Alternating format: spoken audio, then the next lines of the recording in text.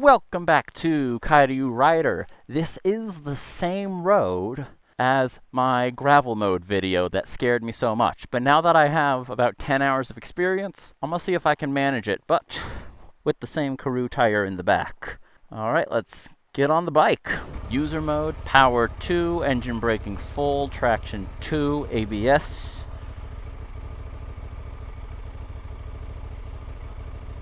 Set it off again.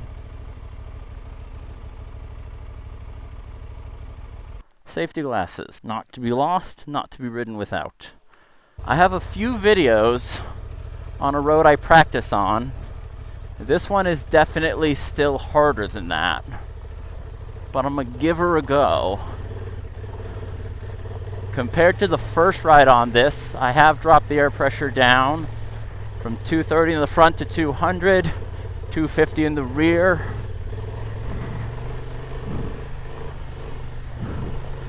Down to 210. The bike is tubeless, so I'm not going any lower than that. The bike is heavy, I'm not going any lower than that. So far, this is a much better experience.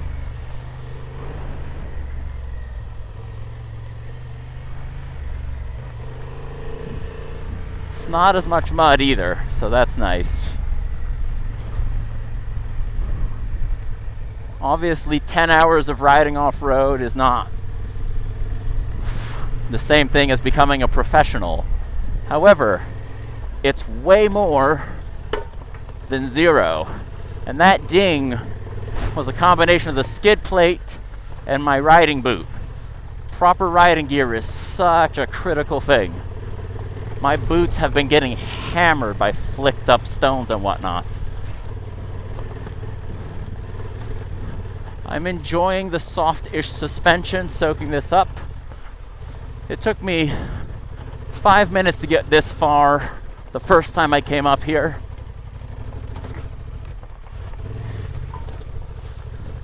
This is a first gear kind of hill.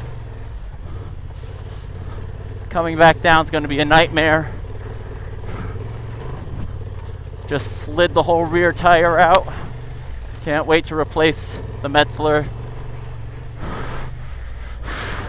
And now it's uncharted territory. I've never gone this far. But it's less than half the time.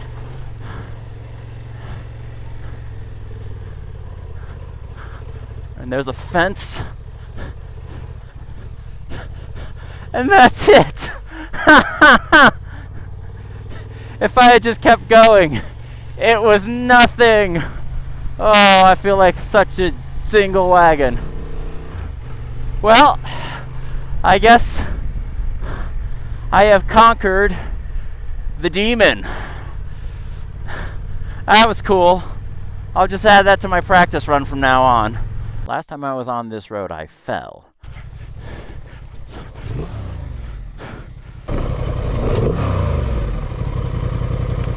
Well, that was my first ever crash. Not bad.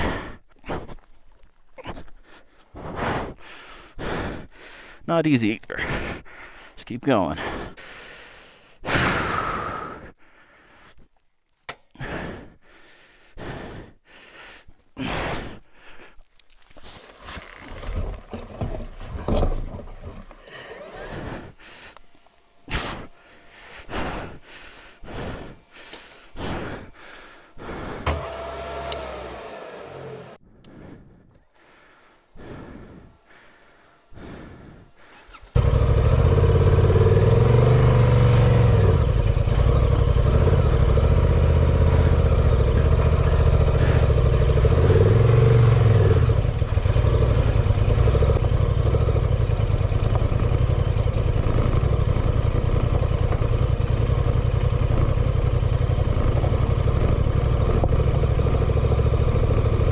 So let's see how it goes this time. This time, I sprinted up this hill in sport mode because I knew where I was going.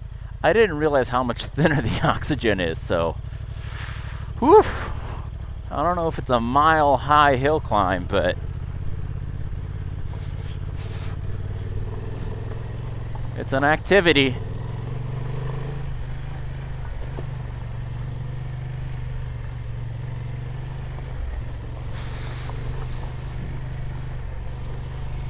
And as I progress as a rider in the dirt, because I am trying not to say off-road, because this is a road, but as I progress, one thing I'm learning is a real trick to getting around obstacles is to avoid them. Go up the other tire track. Oh, that's a lot of sideways. And I'm not panicking anymore when I get sideways. That's nice.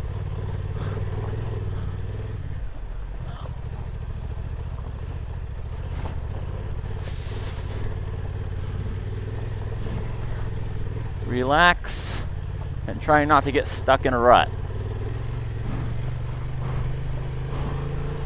And do everything I can to destroy my rear tire. Oh, shizzle. Because my rear tire is the whole reason this is a tough climb. Still the Metzler Cruise.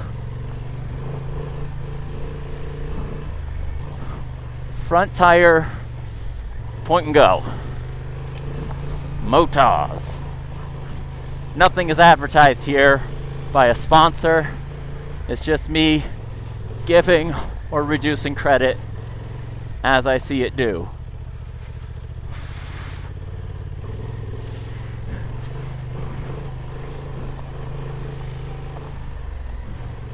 Boy, this road sure looks like no one's really using it but me.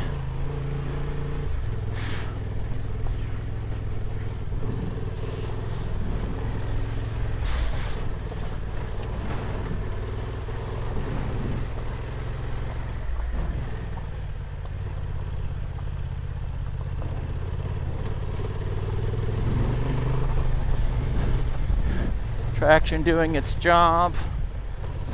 The extra power to the road of a lower traction mode really is nice. But those slides where I didn't let go of the throttle at all, you could argue I'm still learning to make bad decisions. I'm still not going around that gate. No. No, no. Not going around that gate, but yeah, like just still holding the throttle open. That's probably no good for learning skills. But that's where I like an amount of traction control. I also smell fire. It's not me. I can see the smoke. I don't think you can. But it's burning season for the farmers.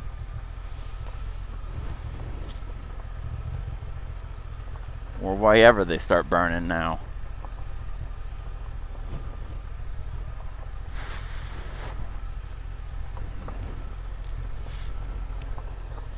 I have figured out why on this road I think going downhill is easier than uphill. It's because going uphill, the power is in my favor. That's why there's hill climbs, not hill descent races.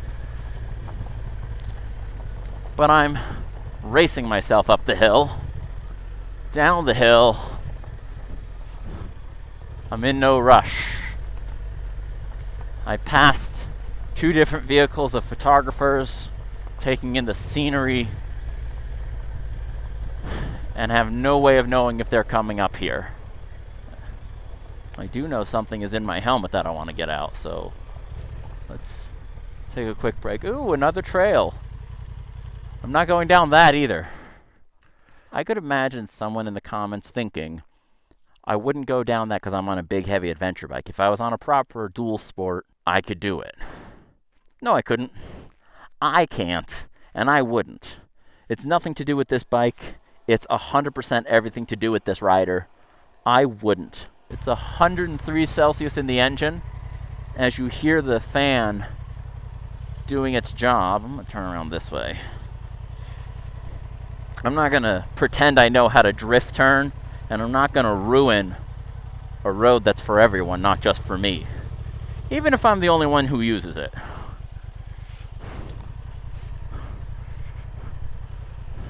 But I noticed on the road I do practice, when I can go a more stable speed, Bike doesn't overheat as much, which makes sense.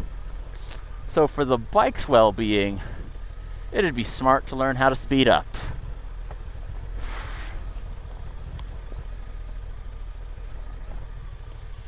I said in another video, but if you're trying to find these roads and you live in Japan, this is the kanji you need to put into Google Maps, which led me right to the start of this road, and all the other roads were on the way. All the other roads didn't pop up on Google Maps, but they were on the way to this road. That's damage from me.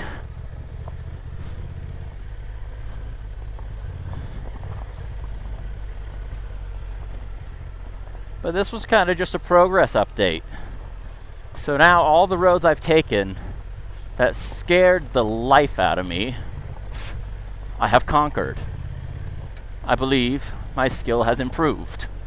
Still on mostly road biased tires, at least in the rear,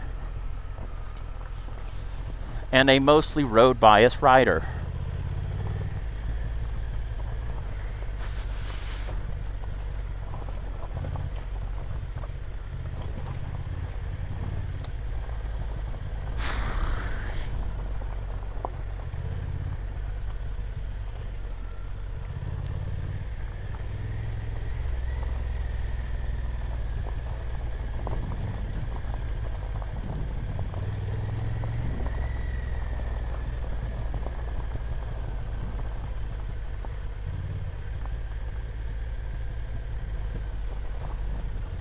Still big cliffs everywhere. I've decided to ignore it, but then like right here I can see through the grass. If I slide here, there's a real good chance of the rear tire going that way. There's an amount of risk I'm willing to take in a day. That is the other direction that this popped me out at. I'm not willing to take that risk yet, not alone. I think if I was with ADV in Japan, or if I made a local friend who rides off-road, I'd let them take me up there, as long as they're the leader and I am the follow. Not on my own. 10-hour riding experience is a lot more than brand new, but it's not a lot. That's a nice view. Alright, I'll head back to my stomping grounds and just have myself a fun little slip across. And then I'll go enjoy the street for a bit today. See you around.